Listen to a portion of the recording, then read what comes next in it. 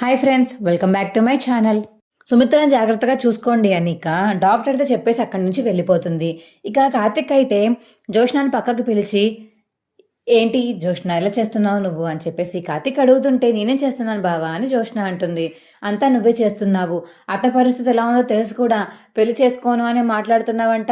పెళ్లి చేసుకుంటే ఇప్పుడు ఏమైపోతుంది, మీ అమ్మ ఎవరి దగ్గరికి వెళ్ళిపోతుంది, మీ అమ్మని మేము చూసుకుంటాం కదా అని కార్తిక్ అంటుంటే, అసలు మా అమ్మని చూసుకోవడానికి మీరెవరు, మీరు మా ఇంటికి ఎందుకు వస్తారు, కన్న తల్లి కాబట్టి, నేను కన్న కూతురిని కాబట్టి చూసుకుంటాను, మీరెందుకు వస్తున్నారు మా మధ్యలోకి అనిక జోష్న అంటుంటే, అవును వస్తాము, తను మా అత్త, ఎవరు అంటే అడుగుతావేంటి, నేనే అడుగుతున్నాను, మా అత్త కోసం అడుగుతున్నాను, ఇప్పుడు నీకేంటి అని చెప్పేసి ఇక కార్తిక్ అంటుంటే, నువ్వేమీ అంత కన్సర్న్ చూపించాల్సిన అవసరం లేదు బావా, నేను మా అమ్మని చూసుకోగలను, పెళ్లి చేసుకుంటే మాత్రాన ఇక్కడ నుంచి వెళ్ళిపోతే మా అమ్మని ఎవరు చూసుకుంటారు, మీరు అప్పుడప్పుడు వచ్చి చూసుకున్నట్టు నేను అలా ఉండలేను, 24 hours నేను మా అమ్మతోనే ఉంటాను అని ఇక జోష్న అంటుంటే, అబ్బో చాలా ఉంటావులే, మీ అమ్మకి ఒంట్లో బాగా ఒక మంచం మీద పడుకుని ఉంటే ఒక పూట అన్నం కూడా పెట్టకుండా బయటికి పోయిన కూతురివి నువ్వు, అలాంటిది నువ్వు బాగా చూసుకుంటావని నేనే నమ్ముతాను, అస్సలు నమ్మను.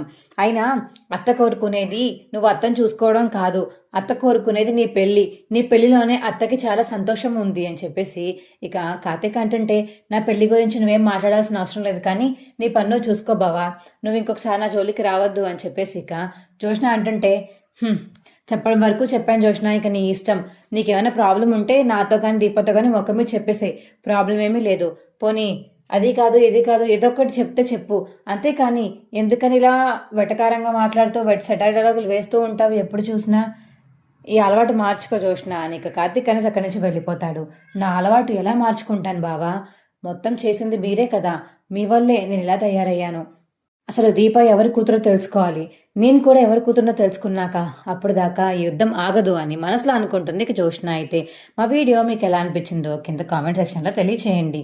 మా వీడియో కనుక నచ్చితే మా వీడియోని లైక్ చేసి తప్పకుండా మా ఛానల్ సబ్స్క్రైబ్ చేసుకోండి. పక్కనే ఉన్న గంట సింబల్ మీద క్లిక్ చేసి నోటిఫికేషన్స్ ఆల్లో పెట్టుకోండి, అప్పుడే మేము చేసే వీడియోలు మీకు రోజు వస్తుంటాయి. ఈ వీడియోని చివరి వరకు చూసినందుకు చాలా చాలా ధన్యవాదములు. Bye friends.